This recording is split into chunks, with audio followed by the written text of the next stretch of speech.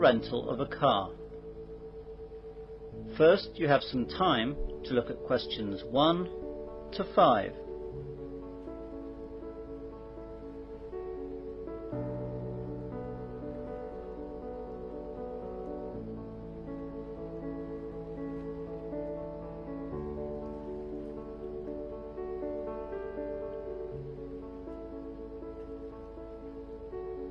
You will see that there is an example. This time only, the conversation relating to this will be played first. Good morning, sir. Welcome to Cheapy's Car Hire. Can I help you? Yes, please. I need to rent a car. That's no problem, sir. When would you like it? Tomorrow morning. Let's look then. Today's the 6th of August, so you'll need it on the 7th of August. So, 7th of August is the correct answer.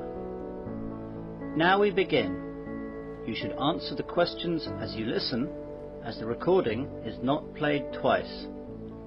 Listen carefully to the conversation and answer questions 1 to 5. Good morning, sir. Welcome to Cheapy's Car Hire. Can I help you? Yes, please. I need to rent a car. That's no problem, sir. When would you like it? Tomorrow morning. Let's look then. Today's the 6th of August, so you'll need it on the 7th of August. That's right. Now, I'll just need to take some details from you, sir. Can I take your name, please? John Wilson. And your home address? 95 Green Lane, Manchester. Green like the colour? Yes, that's right. And the postcode is MW7 4DF. OK, got that. Can I have your telephone numbers, please? My home number is 0206 834 6387.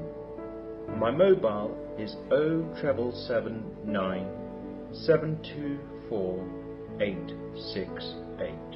Sorry, I missed the mobile.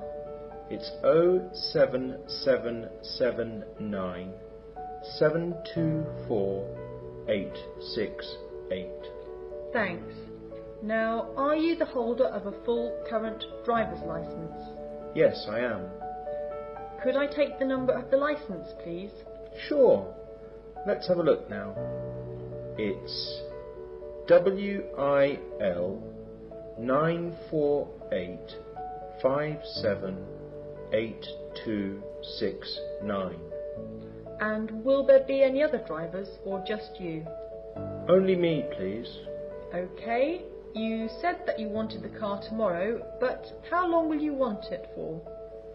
Well, tomorrow's Friday the 7th, and I want it for the whole weekend, so I'll bring it back on Monday morning. I'll have to charge you for all Friday and Monday, sir. That's okay. Good. Now, what kind of car were you looking for, sir? I'd like a fairly small car, as I'll be driving a lot around town, and a smaller car will be easier to get around and to park. Yes, that's true. Well, I've got small sizes in the following types of car: a Ford, a Renault and a Toyota. They're pretty much the same, though the Toyota is in a cheaper price category. I'll take the cheapest one, please. And we can offer you a petrol or a diesel model with that car. Oh, in that case I'll take the diesel, as that will be more economical. Before the conversation continues, you have some time to look at questions 6 to 10.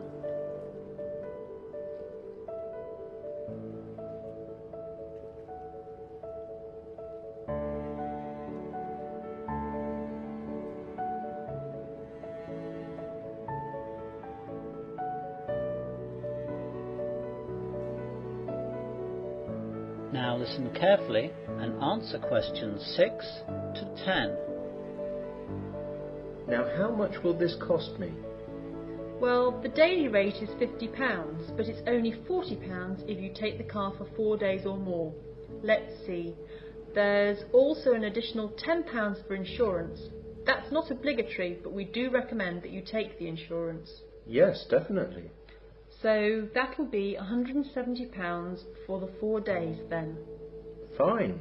Where can I pick it up? You can pick it up here, at the airport, or at your hotel. Which hotel are you in? I'm staying at a friend's house next to the International Hotel. So, can you leave it at the International Hotel, and then I can walk around to pick it up? I'll drop it off at the same place if that's okay. Yes, that's fine. By the way, if you have a breakdown or an accident, we'll supply you with a new hire car ASAP. Our emergency number is on this customer information leaflet, which also has other information. Here you are, and here is a spare set of keys for the car. Now, let me tell you about some things in the car that will be there to help you.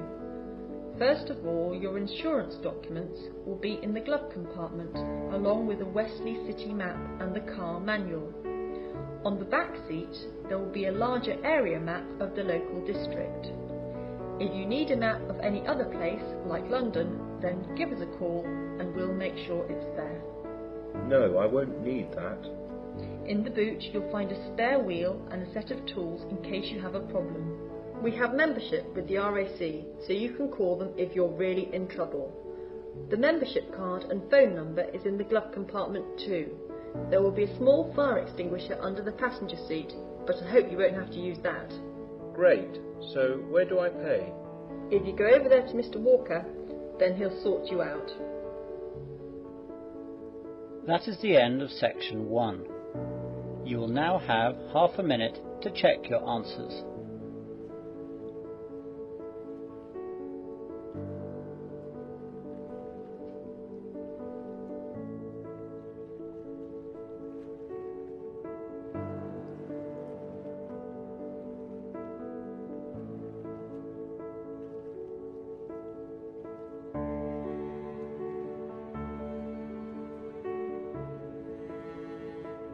Now turn to section 2 on page 90.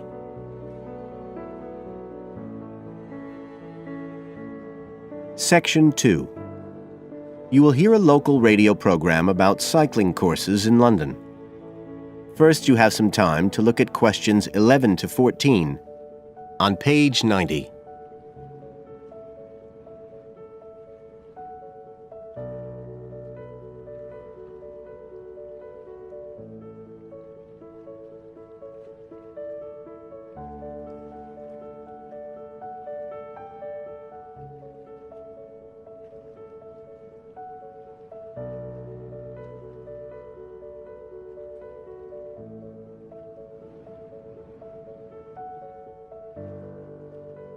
Now listen carefully and answer questions 11 to 14. There's been a great deal of interest lately in encouraging people to use bicycles instead of cars as a means of transport. But not everyone is confident about riding a bike at the best of times, let alone in the middle of a city like London. Jack Hayes is a professional trainer who works for a London-based company, City Cyclist, which provides cycle training for the public. What exactly does City Cyclist do, Jack? Well, our basic purpose is to promote cycling as a sustainable form of transport. We believe the best way to promote cycling is to teach people to use their bikes safely and with confidence. In European countries, people all learned from their parents, and they also learned in school. And when I tell them I teach people to ride bikes, they laugh. They think it's crazy. But here in London, it's completely different. You're approaching the point where a whole generation of people have grown up not being allowed by their parents to cycle because it was considered to be getting too dangerous. And so, in turn, they can't teach their children. We believe in realistic training. So if someone wants to use a bike regularly, say to get to work or school, we aim to train them by teaching them to ride on the actual roads they'll use, so they can develop the basic skills they need and build up their confidence that way. At City Cyclist, we believe cycling's for everyone, no matter what age or level of ability or mobility. We do complete beginners and also advanced courses. That's for urban cyclists who want to deal with things like riding in streets with complicated intersections and things like that. We don't promote the use of personal protective equipment for cyclists, and we endorse the policy of the European Cyclists Federation that parents should be allowed to make an informed choice as to whether or not their child wears a helmet. We believe the key to safe cycling is assertiveness, taking your place on the road. This has to be instilled right from the beginning. Assertive road positioning and behavior is the key to safe cycling in congested urban environments. Some people are surprised that we don't promote the segregation of cyclists from motorized traffic, but we don't think that's practical in all urban environments. Instead, we teach people to use as much road space as they need to travel safely and effectively. You now have some time to look at questions 15 to 20 on page 91.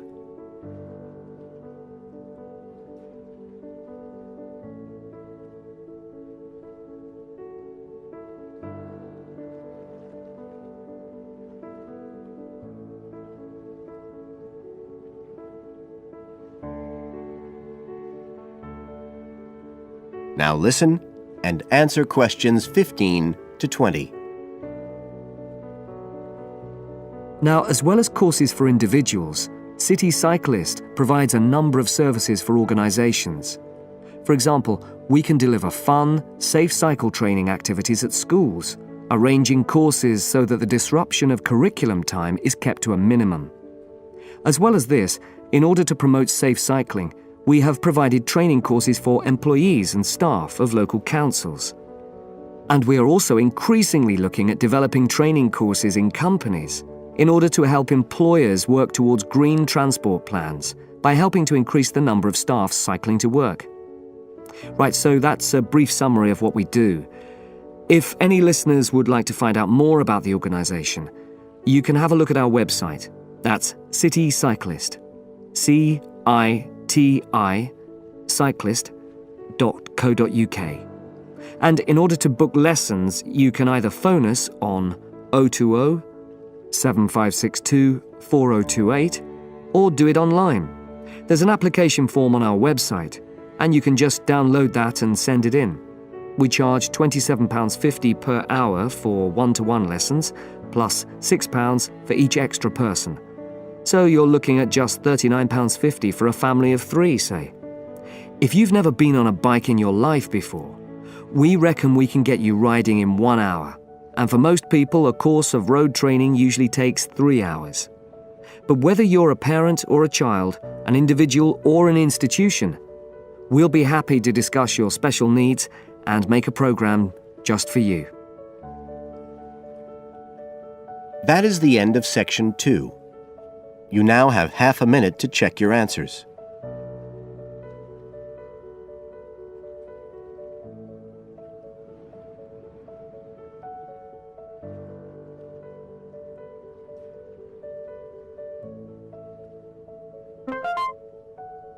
You will hear a discussion between students about a university assignment.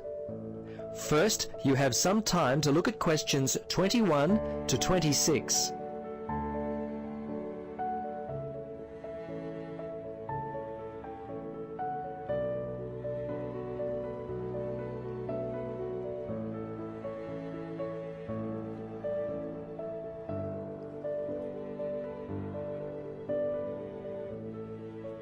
Now listen carefully and answer questions 21 to 26. Well, as you know, we have to plan and conduct a survey. How should we organise this? Well, I think we should divide up the task and then assign them to people who want to do them. I think that's a good idea. I don't want to talk to people. Seriously, if we divide up the tasks, no one will feel as though they're doing all the work. Even distribution, it's fair. I've done it this way before, and it's always worked out quite well. Yes, I agree, but what if some tasks are longer than others? Then it doesn't seem fair. Well, then we have to make sure we divide the tasks up according to time estimates. Some tasks may take longer, for example, the interview stage, and others shorter, like perhaps the layout of the survey form. Okay then, Carol. That sounds like a great idea. I seem to recall reading somewhere in our lecture notes that dividing up tasks was highly recommended for group work, so I feel good about what we're doing. Okay then, what are the tasks and who wants to do them? Well, at the moment, I'm studying layout and design. So if nobody has any objections, I'd like to work out the design of the survey. I'll have this finished by mid-March, the 23rd to be exact. I've got other assignments to do around that time. That's fine with me. I hate design and layout. What about organising the questions? Someone's going to have to do this. Could I? I promise to be all finished by mid-March. What do you think, Carol? Yes, that all sounds good. I guess someone's going to have to do the questioning. Why don't I conduct the survey? The assignment is due on April the 3rd, so I will have the survey completed by late March, just in time for the oral report. Before you hear the rest of the conversation, you have some time to look at questions 27 to 30.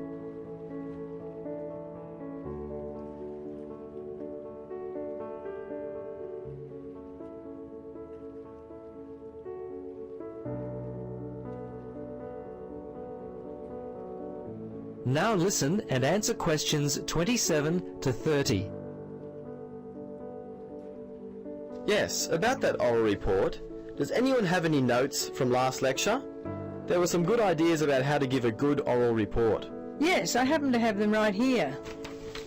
There were some very helpful suggestions given by Professor Thompson. Should we take a moment to go through them? Yeah. Yes, yes please. Well, firstly, the report itself is due after the survey has been handed in. I believe our group will be presenting it on the 12th of April.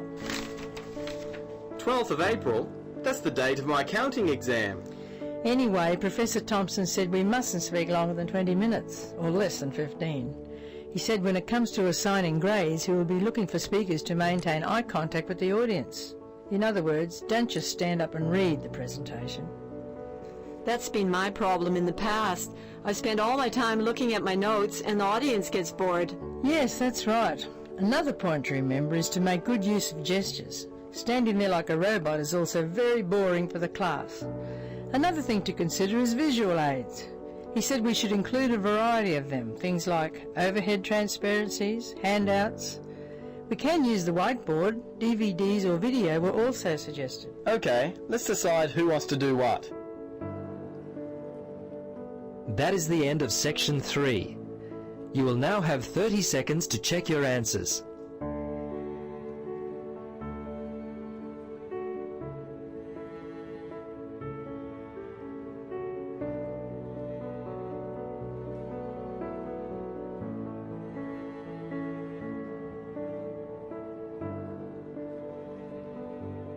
Test 4, Section 4.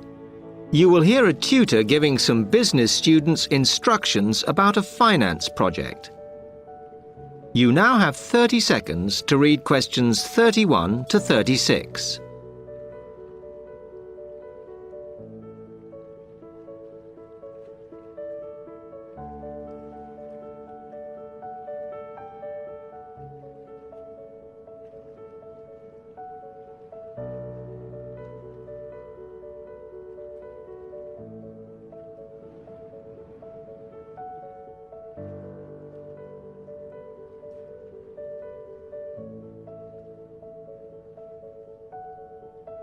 Okay, can you quieten down, please?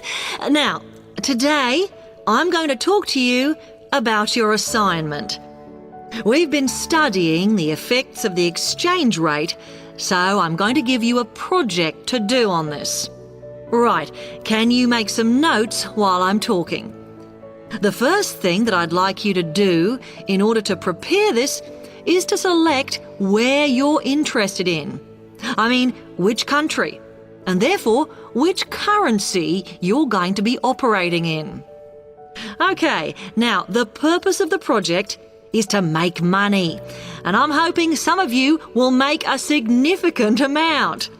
So, I want you to suppose that you have £100 that you will have to invest purely in the rises and falls of the exchange system. In other words, you'll be trying to predict rates. This is a project that you'll be doing together, but before you work together, you'll have to go off and research what you need to know about the economy of that country and how well it's doing or is expected to do in the near future. You could all make up a little information sheet with your notes on, clearly legible, because then I want you to get together, we can do that next week, and to go round and read about each other's countries. When you see how well or badly each country is doing, I want you to decide what your exchange rate is going to be against all the other currencies. After that is all sorted, what you're going to do is go round the other students and attempt to sell your money to the others. Remember, this will depend on the success of your country's economy and the rate you fixed for your currency. Now, you're not allowed to just swap currencies with each other, but you may wish to buy from the other countries. But you must do a proper transaction. All the way through this, you must keep your accounts properly for each transaction.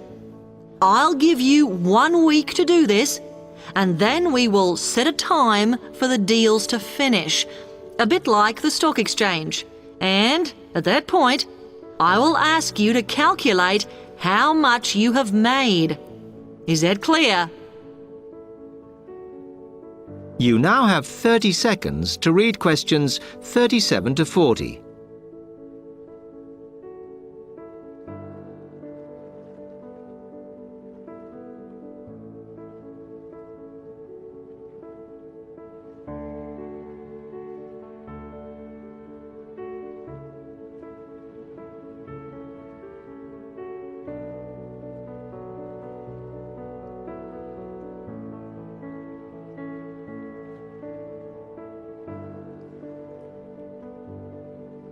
Okay, now before you begin that, there are a few things I want you to read up on to prepare. You need to look at the economies of the UK's main trading partners. I don't mean all of them, because that would be over 80, but just the 29 principal ones. There are summaries in the last 3 books on the book list I've given you. And so that you can practice applying the criteria on assessment I gave you, I'd then like you to focus just on one sector across all the countries. The most common one across every country is farming. But as much agricultural produce is for domestic consumption, I'd like you to look at manufacturing. Then I would like you to do a detailed investigation of one particular aspect.